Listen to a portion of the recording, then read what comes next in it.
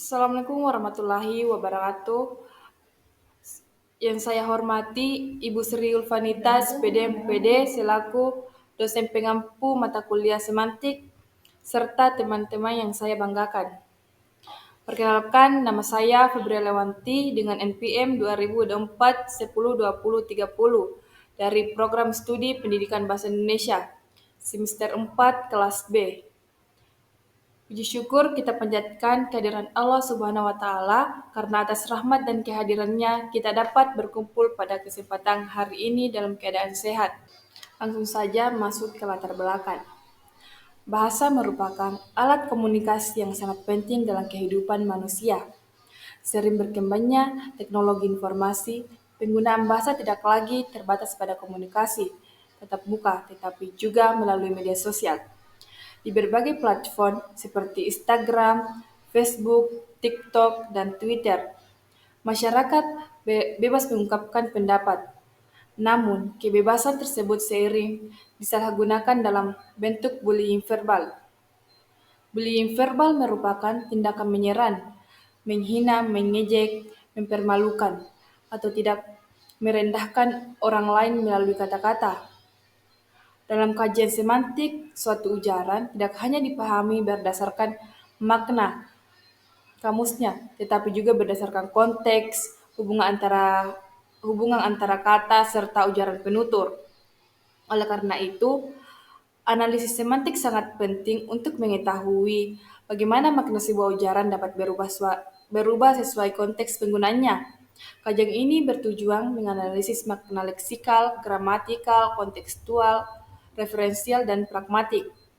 Dan dalam sebuah artikel akademik mengenai bullying verbal di media sosial.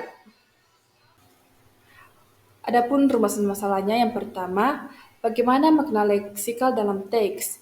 Kedua, bagaimana makna gramatikal dalam teks. Ketiga, bagaimana makna kontekstual dalam teks. Keempat, bagaimana referensial dalam teks. Kelima, bagaimana makna pragmatik dalam teks. Dan yang ketujuh, apakah terdapat ambiguitas dan relasi makna dalam teks. Adapun tujuan kajian yaitu pertama, mendeskripsikan makna leksikal, yang kedua, mendeskripsikan makna pragmatik, dan yang ketiga, mendeskripsikan makna kontekstual, yang keempat, mendeskripsikan makna referensial, yang kelima, mendeskripsikan makna pragmatik, dan yang keenam, mengidentifikasi ambiguitas dan relasi makna. Adapun landasan teori, bagian A, hakikat semantik. Kajian semantik merupakan cabang linguistik yang mempelajari makna. Menurut Lyons 1977, semantik adalah ilmu yang mengkaji makna bahasa secara sistematis. Palmer 1981 menjelaskan bahwa makna tidak hanya berasal dari kata, tetapi juga hubungan antar unsur bahasa. Cruz 2000 menyatakan bahwa makna suatu kata dapat berubah sesuai konteks pemakaiannya. Levinson 1983 menjelaskan bahwa hubungan makna dan konteks dipelajari melalui sisi semantik dan pragmatik. Bagian B, makna leksikal. Makna leksikal adalah makna dasar atau makna asli yang dimiliki oleh sebuah kata sebagaimana tercantum dalam kamus, tanpa dipengaruhi oleh konteks kalimat atau situasi penggunanya. Menurut Abdul Khair 2013, makna leksikal adalah makna yang dimiliki atau melekat pada sebuah leksem sebagai satuan bahasa yang berdiri sendiri, tanpa dipengaruhi oleh proses gramatikal maupun konteks pemakaian. Sementara itu, John Lyons 1977 menjelaskan bahwa makna leksikal merupakan hubungan antara bentuk bahasa dengan konsep atau objek yang dirujuk dalam dunia nyata. Ya, bagian C, makna gramatikal. Makna gramatikal adalah makna yang muncul akibat adanya proses gramatikal atau tata bahasa, seperti pemberian afiks atau imbuhan, pengulangan atau reduplikasi, pemajukan atau komposisi, maupun penyusunan kata menjadi frasa, klausa, dan kalimat. Menurut Abdul Khair 2013, makna gramatikal adalah makna yang timbul sebagai akibat berfungsinya sebagai kata dalam proses gramatikal, misalnya melalui proses afikasi, reduplikasi, dan komposisi. Sementara itu, John Lyons 1977 menyatakan bahwa perubahan bentuk gramatikal suatu kata dapat menghasilkan perubahan makna yang berbeda dari makna leksikalnya. Bagian D. Makna kontekstual. Makna kontekstual adalah makna suatu kata, frasa, atau kalimat yang dipengaruhi oleh konteks penggunaannya. Menurut Abdul Khair 2013, makna kontekstual adalah makna yang muncul sesuai dengan konteks pemakaian bahasa. Sebuah kata tidak selalu memiliki makna yang sama karena makna tersebut dipengaruhi oleh keadaan ketika kata itu digunakan. Cruz 2000 juga menjelaskan bahwa makna suatu ujaran tidak hanya bergantung pada arti leksikalnya, tetapi juga pada konteks yang melatar belakangi penggunaannya. Sementara itu, Levinson 1983 menyatakan bahwa konteks memiliki peran penting dalam menentukan interpretasi makna suatu ujaran, suatu tuturan. Bagian VF, makna referensial. Makna referensial adalah makna yang memiliki acuan atau referen yang nyata dalam kehidupan. Referen tersebut dapat berupa benda, orang, tempat, peristiwa, atau konsep yang dapat dikenal oleh pembaca. Menurut Lyons 1977, makna referensial merupakan hubungan antara unsur bahasa dengan objek yang dirujuk dalam dunia nyata. Makna pragmatik. Makna pragmatik adalah makna yang berkaitan dengan maksud atau tujuan penutur dalam suatu situasi komunikasi. Makna ini tidak hanya ditentukan oleh arti kata atau struktur kalimat, tetapi juga dipengaruhi oleh konteks. Hubungan antara penutur dan lawan tutur, waktu, tempat, serta keadaan ketika tuturan tersebut disampaikan. Makna pragmatik adalah makna yang berkaitan dengan maksud atau tujuan penutur dalam suatu situasi komunikasi. Makna ini tidak hanya ditentukan oleh arti kata atau struktur kalimat, tetapi juga dipengaruhi oleh konteks, hubungan antara penutur dan lawan tutur, waktu, tempat, serta keadaan ketika tuturan tersebut disampaikan. Ambiguitas dan relasi makna. Ambiguitas adalah keadaan ketika suatu kata, frasa, atau kalimat memiliki lebih dari satu makna sehingga menimbulkan penafsiran yang berbeda. Menurut Abdul Khair 2013, ambiguitas adalah gejala kebahasaan yang menyebabkan suatu bentuk bahasa memiliki lebih dari satu kemungkinan makna.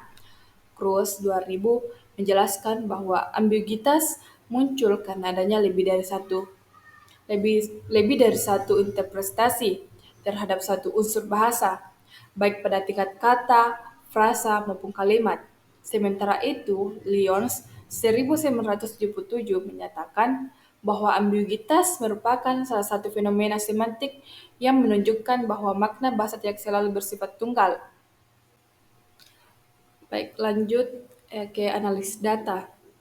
Pelaku bullying verbal sering menggunakan kata-kata kasar seperti bodoh, sampah, tidak berguna, dan gagal untuk menjatuhkan mental korban.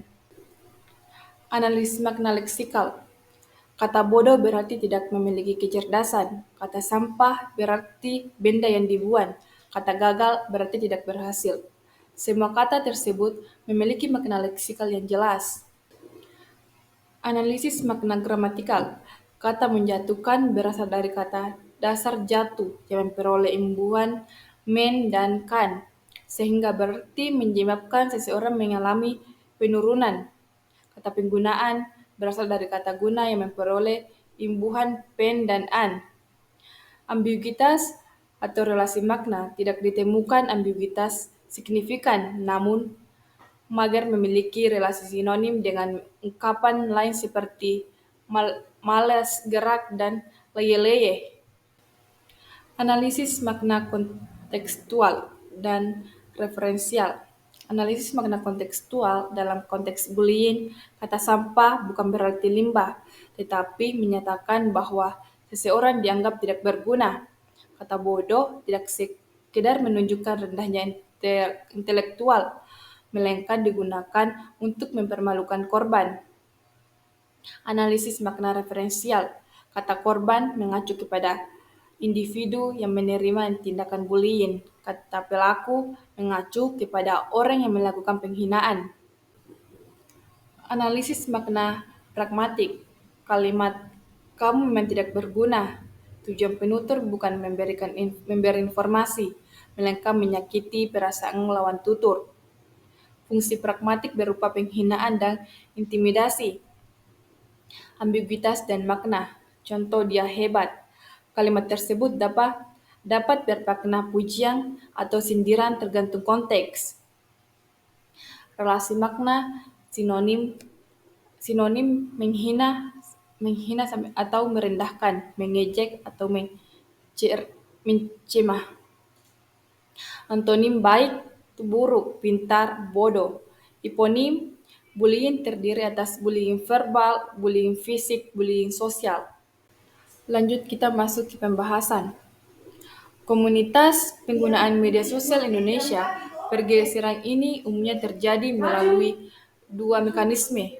Mekanisme utama yaitu perluasan makna semantik extension dan pemetaforaan atau metaphorical extension. Sebagaimana dijelaskan Krauss dalam teori relasi makna, pada tataran gramatikal ditemukan pola pembentukan kata yang khas, ragam bahasa gaul, yakni reduplikasi, healing-healing atau healing-healing, aplikasi hibrida bahasa asing Indonesia atau flexing, akronim atau magyar, dan penggabungan frasa lintas bahasa word ticket. Pola-pola ini menunjukkan kreativitas berbahasa generasi digital yang memanfaatkan kaidah morfologis bahasa Indonesia sekaligus unsur sarapan bahasa asing secara fleksibel. Pada tataran kontekstual dan referensial, makna keempat data tersebut sangat bergantung pada pengetahuan bersama atau common ground antar penutur sebagaimana ditekankan Levinson. Tanpa pemahaman konteks budaya digital, kata-kata tersebut berpotensi disalahpahami secara harfiah. Misalnya war ticket, yang tanpa konteks dapat dimaknai sebagai peristiwa kekerasan. Pada tataran pragmatik, keempat data memperlihatkan fungsi tuturan yang beragam. Healing sebagai strategi kesantunan untuk meminta pemakluman. Flexing sebagai sarana menyampaikan sindiran sosial. Mager sebagai pendekatan halus. Dan war ticket sebagai peringatan yang membangun solidaritas komunitas. Hal ini menegaskan bahwa makna pragmatik tidak dapat dipisah dari relasi sosial dan tujuan komunikasi penuturnya. Dari sisi relasi makna ditemukan gejala polisemi pada kata flexing yang dapat bermakna netral maupun konotatif negatif, serta sinonim pada kata magyar dengan ungkapan informasi lain yang semakna. Temuan ini memperkuat pandangan bahwa bahasa gaul di media sosial merupakan sistem makna yang produktif, dinamis, dan terus berkembang mengikuti kebutuhan komunikasi penuturnya. Adapun kesimpulannya, berdasarkan hasil kajian, dapat disimpulkan bahwa fenomena bullying verbal di media sosial dapat dianalisis melalui berbagai aspek semantik, yaitu makna leksikal, gramatikal, kontekstual, referensial, dan pragmatik. Kata-kata yang digunakan dalam bullying memiliki makna dasar, tetapi maknanya dapat berubah sesuai konteks dan tujuan penutur. Selain itu, ditemukan pula adanya ambiguitas serta relasi makna, seperti sinonim, antonim, dan hiponim. Kajian yang memperkaya analisis terhadap penggunaan bahasa. Oleh karena itu, kajian semantik sangat penting untuk memahami makna bahasa secara tepat serta meningkatkan kesadaran masyarakat agar menggunakan bahasa yang santun dan bertanggung jawab di media sosial. Adapun rekomendasi yang pertama, bagi penggunaan media sosial diharapkan lebih bijaksana dalam menggunakan bahasa serta menghindari ujaran yang mengandung penghinaan, ejekan, atau perundungan verbal agar tercipta komunikasi yang santun dan saling menghargai. Dan yang kedua, bagi pendidik dan mahasiswa, hasil kajian ini dapat dijadikan sebagai bahan pembelajaran untuk meningkatkan pemahaman tentang makna bahasa dan pentingnya etika berkomunikasi khusus di media digital. Dan yang ketiga, bagi penelitian selanjutnya, disarankan untuk mengembangkan penelitian dengan menggunakan data yang lebih luas dan berbagai platform di media sosial, serta mengkaji aspek kebahasaan lainnya, seperti tindakan tutur, wacana, atau analisis pragmatik, agar hasil penelitian menjadi lebih komprehensif. Keempat, bagi masyarakat, perlu meningkatkan kesadaran akan dampak negatif bullying verbal terhadap kondisi psikologis korban, sehingga setiap individu dapat berperan dalam menciptakan lingkungan komunikasi digital yang aman, sehat, dan saling menghormati. Dan adapun refleksi akhir, yang kekuatan dan kelemahan diri. Selama menyusun kajian semantik ini, saya merasa memiliki kemampuan untuk memahami konsep-konsep dasar semantik seperti makna leksikal, gramatikal, kontekstual, referensial, pragmatik, ambiguitas, dan relasi makna. Saya juga mampu menghubungkan teori-teori semantik dengan fenomena bahasa yang terjadi di masyarakat, khususnya fenomena bullying verbal di media sosial. Selain itu, saya menjadi lebih teliti dalam menganalisis makna suatu kata atau ujaran, serta lebih kritis dalam memahami penggunaan bahasa sesuai dengan konteksnya. Meskipun demikian, saya menyadari bahwa masih beberapa kelemahan. Kelemahan, saya masih perlu memperdalam pemahaman terhadap teori-teori semantik dari beberapa ahli agar analisis yang dilakukan lebih komprehensif. Saya juga masih memerlukan latihan dalam membedakan makna semantik dan pragmatik karena mencari dan mengolah sumber karena keduanya sering berkaitan dalam sebuah ujaran. Selain itu, kemampuan saya dalam mencari dan mengelola sumber referensi ilmiah masih perlu ditingkatkan agar dapat menghasilkan kajian yang lebih berkualitas. Adapun adapun rencana penggunaan keterampilan semantik untuk skripsi. Ilmu semantik yang telah dipelajari akan saya manfaatkan sebagai bekal dalam penyusunan skripsi, khususnya apabila penelitian saya lakukan berkaitan dengan analisis bahasa, makna atau komunikasi. Saya berencana menggunakan pendekatan semantik untuk menganalisis makna bahasa dalam media sosial, karya sastra berita maupun maupun bentuk komunikasi lainnya sehingga penelitian saya lakukan sehingga penelitian saya lakukan memiliki dasar teori yang kuat dan analisis yang mendalam. Adapun lampirannya, teks artikel akademik yang dipilih dan dianalisis, fenomena fenomena bullying verbal di media sosial, kajian semantik terhadap makna bahasa dalam komunikasi digital. Abstrak, perkembangan media sosial dalam mengubah pola komunikasi masyarakat Indonesia. Di samping di samping memberikan kemudahan dalam berinteraksi, media sosial juga menjadi sarana munculnya berbagai bentuk bullying verbal yang menggunakan bahasa sebagai alat untuk menghina, mengejek, mengintimidasi, maupun merendahkan orang lain. Artikel ini bertujuan mengkaji fenomena bullying verbal di media sosial melalui pendekatan semantik dengan menganalisis makna leksikal, gramatikal, kontekstual, referensial, dan pragmatik.